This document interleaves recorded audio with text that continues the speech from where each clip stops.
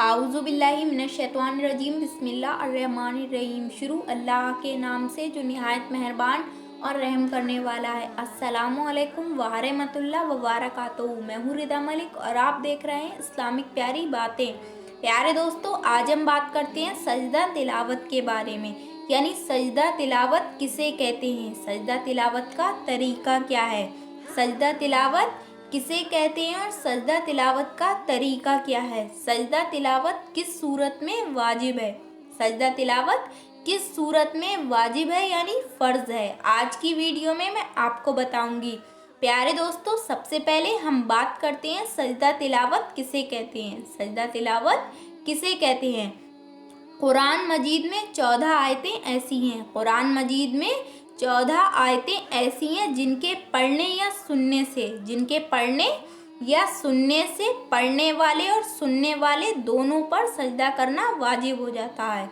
जिनके पढ़ने या सुनने से पढ़ने वाले और सुनने वाले दोनों पर सजदा करना वाजिब हो जाता है, उसको सजदा तिलावत कहते हैं, उसको सजदा तिलावत कहते हैं। मसला सजदा तिलावत का तरीका यह है कि क़िबला रुख खड़े होकर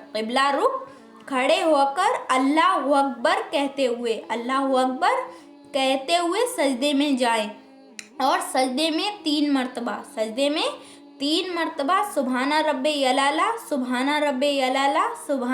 यलाला कहें, फिर अल्लाहु अकबर कहते हुए खड़े हो जाएं, बस ना इसमें अल्लाहु अकबर कहते हुए हाथ उठाना है, इसमें अल्लाहु अकबर कहते हुए हाथ नहीं उठाना है, ना इसमें तशहीद है और ना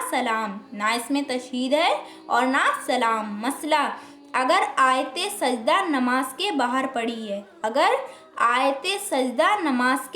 पड़ी है तो फ़ौरन ही सजदा कर लेना वाजिब नहीं है, हाँ बेहतर यही है कि फ़ौरन ही सजदा करें, यानी बेहतर ये है कि आप फ़ौरन ही सजदा कर लें। और बुज़ू हो तो देर करना मुकरूह है, यानी अगर आपका बुज़ू हो तो देर करना मुकरूह है। मसला अगर सजदे की आयत नमाज में पड़ी है तो फ़ौरन ही सजदा करना वाजिब है, यानी फ़र्ज़ है। अगर 3 आयत पढ़ने के मुक़दार देर लगा दी तो आप गुनाहगार होंगे। अगर आप नमाज में सजदे की आयत पढ़ते ही फ़ौरन रुकू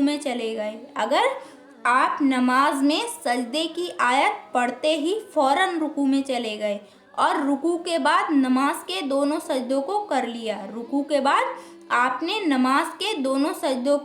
लिया, तो अगरचा सजदा तिलावत की नियत ना हो मगर सजदा तिलावत भी अदा हो गया, मगर आपका सजदा तिलावत भी अदा हो गया। मसला नमाज में आयते सजदा पड़ी तो उसका सजदा नमाज ही में वाजिब है, नमाज के बाहर ये सजदा अदा नहीं हो सकता, यानी नमाज के बाहर ये सजदा अदा नहीं हो सकता। मसला उर्दू ज़ुबान में अगर आयते सजदा का तर्जुमा पढ़ लिया, उर्दू ज़ुबान में आपने अगर आयते सजदा का तर्जुमा पढ़ लिया, तब भी पढ़ने वाले और सुनने वाले दोनों पर सजदा वाजिब हो गया,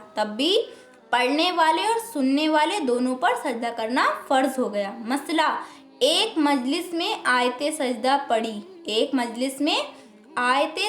पढ़ी और सजदा कर लिया, यानी एक मजलिस में आपने आयते सजदा पढ़ी और उसका सजदा कर लिया, फिर उसी मजलिस में दोबारा उसी आयत की तिलावत की, यानी फिर आपने उसी मजलिस में दोबारा उसी आयत की तिलावत की, तो दूसरा सजदा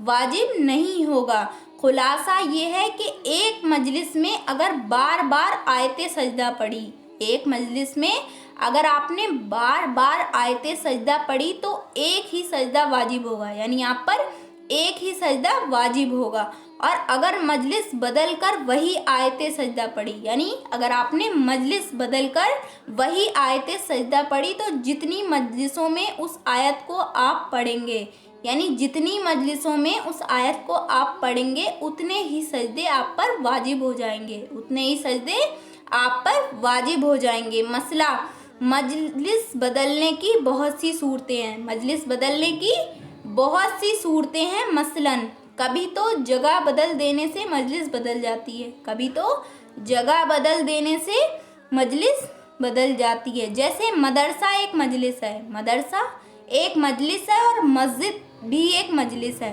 और कभी एक ही जगह में काम बदल जाने से मजलिस बदल जाती है, कभी एक ही जगह में काम बदल जाने से भी मजलिस बदल जाती है। जैसे एक जगह बैठकर सबक पढ़ाया, एक जगह बैठकर सबक पढ़ाया तो ये मजलिस दरस हुई, यानी वो मजलिस दरस हुई। फिर उसी जगह बैठे बैठे लोगों ने खाना शुरू कर दिया, फिर उसी जगह बैठे बैठे लोगों ने खाना शुरू कर दिया, तो ये मजलिस बदल गई कि पहले ये मजलिस दरस थी, यानी पहले वो मजलिस दरस थी और अब ये मजलिस त्वाम हो गई, यानी वो मजलिस अब मजलिस से त्वाम हो गई। किसी घर में एक कमरे से दूसरे कमरे में चले जाने से, किसी घर में एक कमरे से दूसरे कमरे में चले जाने से और कमरे से सहन में चले जाने से मजलिस बदल जाती है, कमरे से सहन में चले जाने से मजलिस बदल जाती है।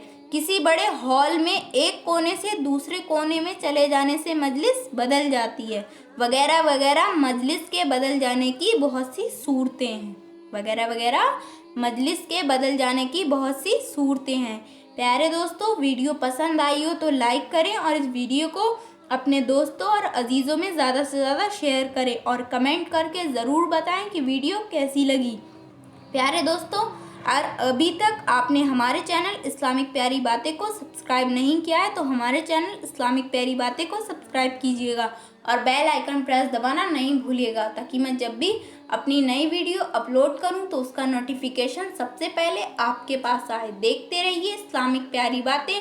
अस्सलामु अलैकुम व रहमतुल्लाह व बरकातहू। मैं बहुत जल्द हाजिर होंगी एक नई वीडियो के साथ। तब तक के लिए फ़ी अमानिल्लाह।